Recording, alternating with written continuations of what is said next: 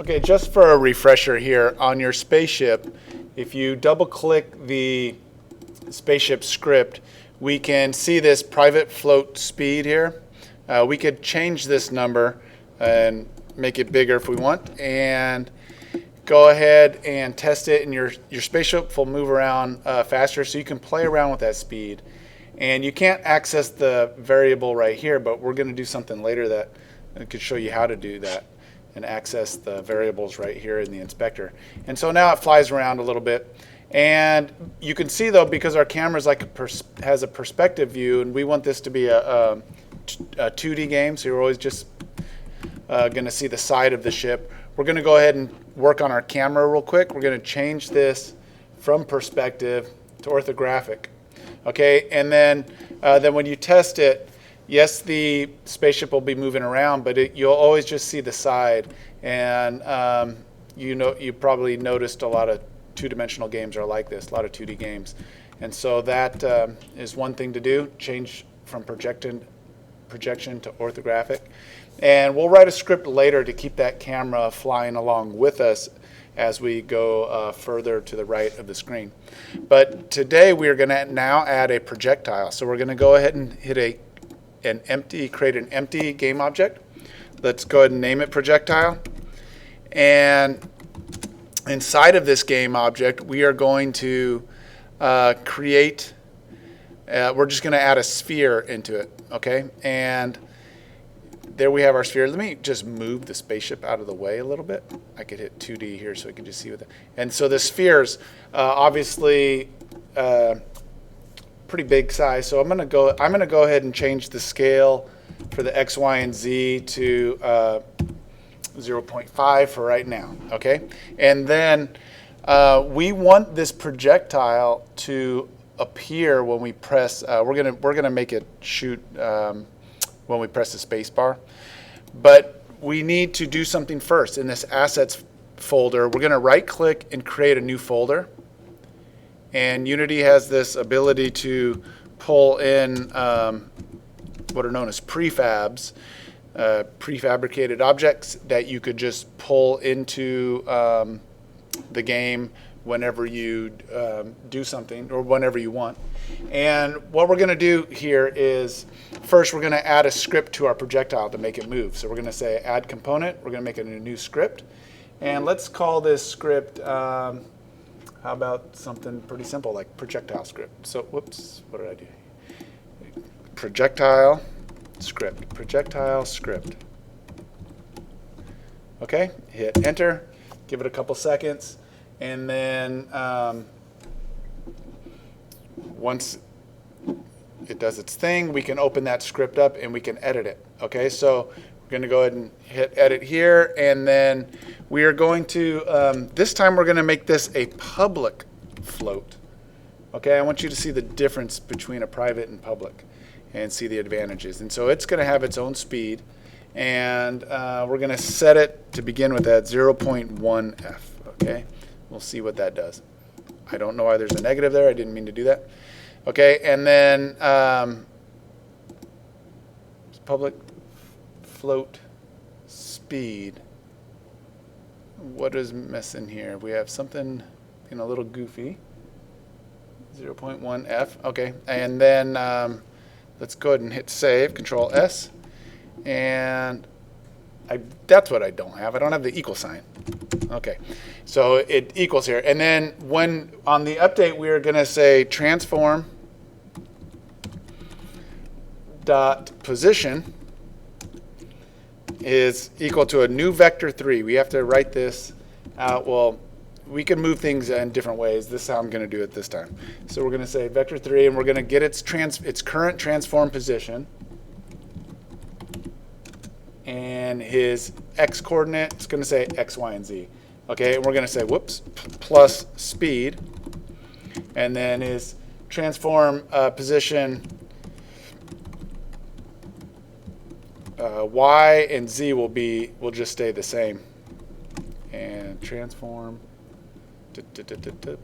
position dot z. And so those will just stay. So what we're doing is here, his his position is going to get a new position, and we're going to take whatever his position is right now on the x-coordinate, and we're going to add the speed to it. And that'll be how many pixels across it goes. Okay, so let's save this, and let's just see if we test it, if that projectile just flies off our screen because it's actually doing the move. And you'll see over here, you can see now, because we made that float public, you can now access it here. On the spaceship, you can't access the private float, and you might want to make it public so you could just work on it in the inspector if you want. I did that on purpose so that you can see the different options you have using Unity. Okay, and where did the projectile go? The projectile is, let's double click, it is moving off into the distance, isn't it? So let's zoom out. I hit stop, and let me double click here, projectile. Let me zoom, I'm rolling the mouse way out because I want to follow this along. Let's put this, I'm going to click, so when I hit play, I think it might have went so fast you didn't notice it. Okay, so there it goes. You could see it moving. In the scene view, you could see it. In the game view, it took off really fast. But there it goes. It's moving forever. And we'll put a little code on that later to make it get destroyed after a second or two. Okay, so now how do we make that appear when we want? So what we're going to do now is we are going to actually just take the projectile and drag it from here into the prefab folder. And you'll notice now that this projectile, it's changed color here on there, okay? And so that note means that it is now a prefab. I'm going to remove it from the screen now. It's still in this prefab folder. I'll show it to you. There it is. I'm going back to assets. And now with the spaceship code, with the script, we are going to instantiate a prefab. We're going to put it right here, okay? And what we're going to say is, essentially, if the space bar is down, so let's write this out. So we'll say if input dot get key down, and then which key are we looking for? We're looking for space, and I'm going to go ahead and hit my open and close curly brackets now, and then we're going to say we got to get the position of where we want it to start at. Okay, so we're going to say vector 3, and we're going to make this this POS is just short for position, and it's just a variable name. I'm just creating that right now, and we're going to make it a new vector 3, and we're going to take when we're talking about the transform position now, we're talking about this own script's transform position, which is the spaceship. Okay, and we're going to get his x-coordinate, and we're going to kind of put it to the right a little bit, you know, so it shoots off of like right off the front of the nose maybe. And we got to put that in float form, so it has to have an F. And then transform dot position, transform dot position dot Y, and then transform dot position dot Z. Okay, and then now we have to do the code to instantiate that prefab. So we're going to say instantiate and projectile, but we don't have anything named projectile yet, do we? So we're gonna projectile script. No, don't do that. Don't complete that for me. Position, and then transform dot rotation. Okay, so I'll explain this in a minute here. Okay, so we do not have this described yet. We are going to describe it up here, okay? So we are going to go ahead and call this thing we're going to say public game object, whoops, sorry, public game object with a capital G. And we got to name it projectile. Okay, now public game object projectile. Now remember, when we put public, it's going to put a little field for us in the inspector to drag the prefab into this little slot, and then it says, okay, now instantiate one of those things at this vector 3, which is we defined it here, and then its rotation is going to be whatever its rotation is. And so I'm going to save that, I don't think I explained the rotation part, but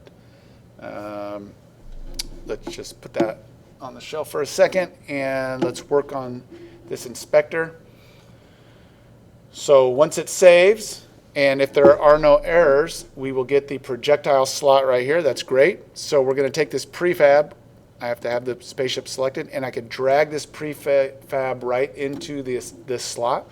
And now when we test it, that code should make a projectile appear when I push the spacebar. And there it is. Let me zoom way out, and then what we'll need to fix on the projectile code, we'll do that in the next video, is we'll need to get rid of those projectiles after they fly off the screen. Okay, so go ahead and have fun coding your, creating a prefab and coding your projectile. Have fun.